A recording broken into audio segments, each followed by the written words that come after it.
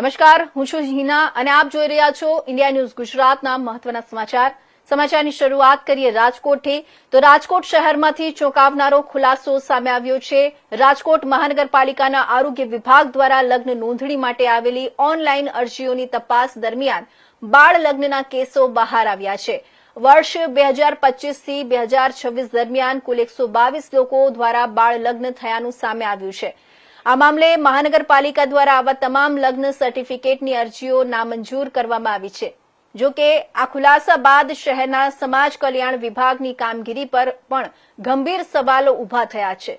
બાળ લગ્ન જેવી ગંભીર સામાજિક સમસ્યાને લઈને તંત્રની કામગીરી કેટલી અસરકારક છે તે મુદ્દે ચર્ચા તેજ બની છે। ગુજરાત રાજ્યમાં લગ્ન નોંધણી અધિનિયમ જે છે એ અંતર્ગત દરેક લગ્નની નોંધણી કરવી આવશ્યક અને ફરજિયાત છે।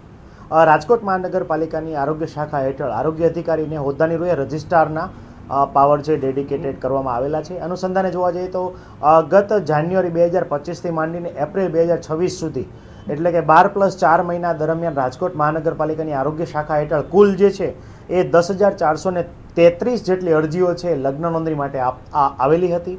એ અનુસંધાને જોવા જઈએ તો કુલ એ પૈકી 122 જેટલી અરજીઓ જે છે એ રિજેક્ટ થઈ છે અને બાકીની તમામ અરજીઓમાં આપણે મેરેજ સર્ટિફિકેટ જે છે ધારાધોરણ મુજબનું આપવામાં આવેલું છે।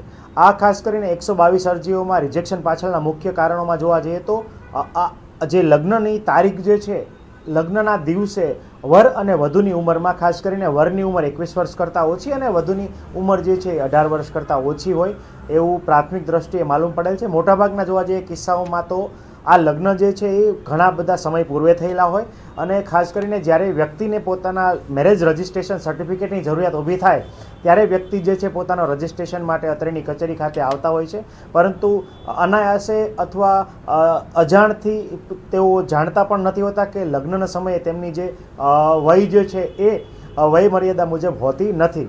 આવા કિસ્સામાં જે છે રાજકોટ મહાનગરપાલિકા આરોગ્ય શાખા હેઠળ એમનું મેરેજ રજિસ્ટ્રેશન જે છે સ્વીકાર્ય કરી શકાતું નથી અને એમનું મેરેજ સર્ટિફિકેટ માટેની અરજી